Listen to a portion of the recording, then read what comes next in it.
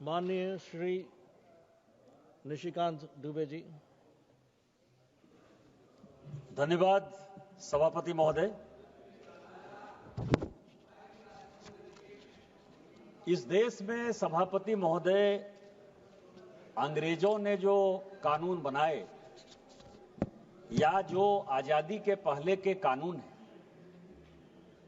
वो आज तक चल रहे हैं और उसको हटाने का जो बीड़ा माननीय मोदी जी ने उठाया है, हम उनके शुक्रगुजार हैं और हम सर्बानंद सोनोवाल जी के भी शुक्रगुजार हैं कि वो इस बिल को लेकर आए।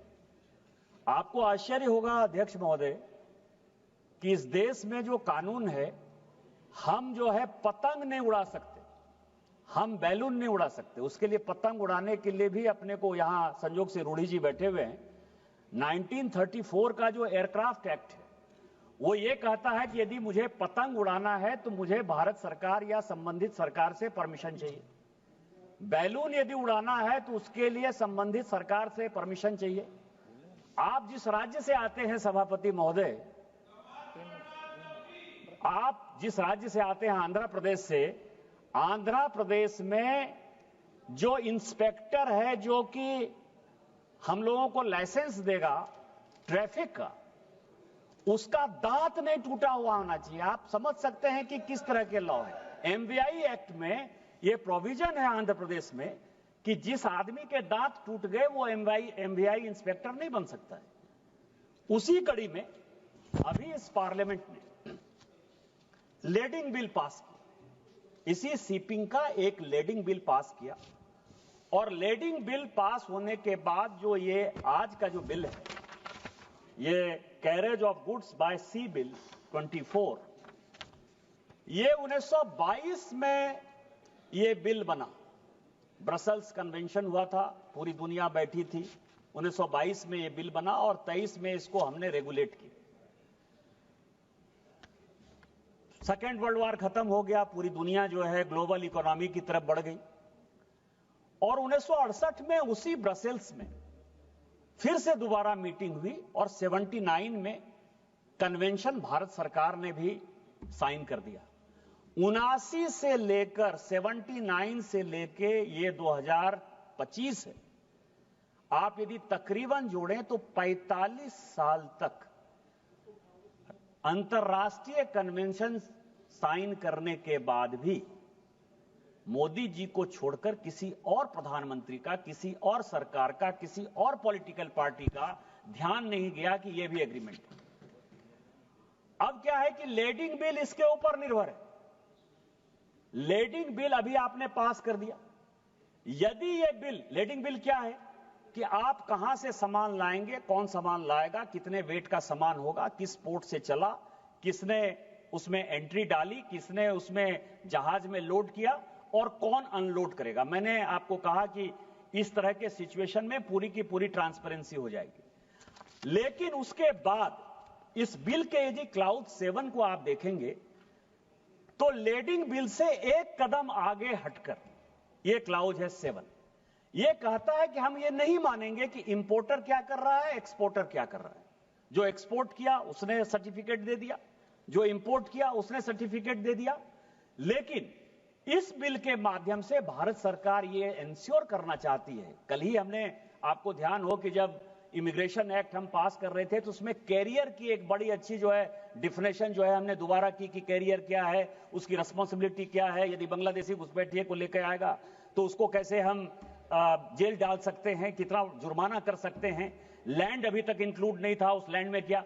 इसमें जो है हमने थर्ड पार्टी की बात कही है कि हम केवल इंपोर्टर और एक्सपोर्टर की बात नहीं मानेंगे, हमको थर्ड पार्टी भी चाहिए जो ये ऑथेंटिकेट करे, जो ये बताए कि जो आया है, जितने गुड्स आए हैं, जितने केजी के आए हैं, जिसने दिया है, उसका जो है सेंट्रल गवर्नमेंट ने इसमें इंश्योर किया है। ये क्लाउज 7 कहता है। अब क्लाउज 10 क्या कहता है? हम बराबर बात करते हैं कि बिल बना लेते हैं। प्रेमचंद्रन साहब बहुत हमेशा जो है, मैं उनका बड़ा सम्मान करता हूं उनका और स्वागत बाबू का, कि इस पार्लियामेंट में अभी भी कुछ लोग हैं जो कि बहुत पढ़ते लिखते हैं, मेहनत करते हैं, बिल पर मेहनत करते हैं। थोड़ा मशक्कत करवाते जरूर हैं बिल पास कराने के समय, लेकिन कई एक चीजें हैं जो लोगों के सामने आती हैं। लेकिन इस जो क्लाउज 10 है इसका, ये कहता है कि कुछ भी करने के पहले या कुछ भी करने के बाद हमको जो है नोटिफिकेशन के लिए इस पार्लियामेंट के पास ही आना है।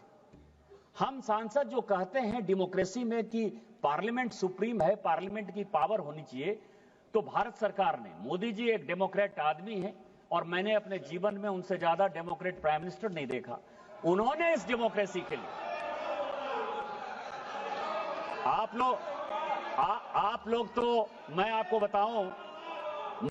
बताऊं आज जब धर्मेंद्र जी बोल रहे थे तो मुझे लगा कि धर्मेंद्र जी शायद कुछ अच्छी बात बोलेंगे। 17वीं 18वीं लोकसभा की वो बात कर रहे थे स्पीकर साहब। मैं आपको बताऊं कि धर्मेंद्र यादव जी इसी सदन के सदस्य थे और schedule caste Jasvir Singh Samajwadi Party का सांसद, किसने पीटा इस वेल में उसका मैं गवाह हूं। जसवीर को किसने पीटा तो मैं आपको बताऊं, या मैं जिनका बहुत सम्मान करता था और सभी पूरी दुनिया सम्मान करती है, मुलायम सिंह यादव जी के ऊपर किसने केस किया मुझे बताने की आवश्यकता नहीं है। Please conclude sir, please conclude. इसके बाद जो अगला पॉइंट है सर, अगला पॉइंट यह है कि जो इंडियन कैरेज गुड्स एक्ट 1920, बस 2 मिनट में खत्म करूंगा, 25 को जो हम रिपील कर रहे हैं, उस रिपील में मैं आपको बताऊं कि जो सी है, सभापति महोदय, जो सी है और जो एयर, इन दोनों से यदि बाहर से कोई सामान आएगा तो वो कोई राज्य के पास, जैसे कस्टम है, एक्साइज है, उनकी एनफोर्समेंट एजेंसी है, उसका अधिकार आज तक जो है इस संविधान ने, भारत के संविधान ने किसी राज्य को नहीं दिया है। तो राज्य को यदि नहीं दिया है तो जब डिस्प्यूट खड़ा होगा, उसको पकड़ने की बात होगी, उसको पेनल्टी लगाने की बात होगी या उसके ऊपर कोई कार्रवाई करने की बात होगी, क्योंकि इस देश में 2 डिफिनेशन है, मेजर पोर्ट का और माइनर पोर्ट का। मेजर पोर्ट वो है जो भारत सरकार का है और माइनर पोर्ट वो है जो कि राज्य सरकार उसको लाइसेंस देती है और उसके आधार पर है। लेकिन माइनर पोर्ट के अलग कानून है, जो मेरीटाइम बोर्ड जो है, अलग अलग राज्य सरकारें जो है उसको कंट्रोल करती हैं। तो इस एक्ट में यह दिया है कि माइनर पोर्ट हो या मेजर पोर्ट हो, जहां भी समस्या आएगी उस समस्या के समाधान करने का पूरा का पूरा अधिकार जो है वो केंद्र सरकार को होगा।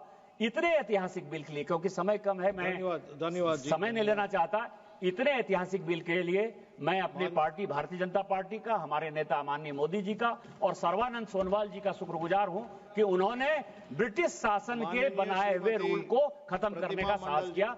जय हिंद।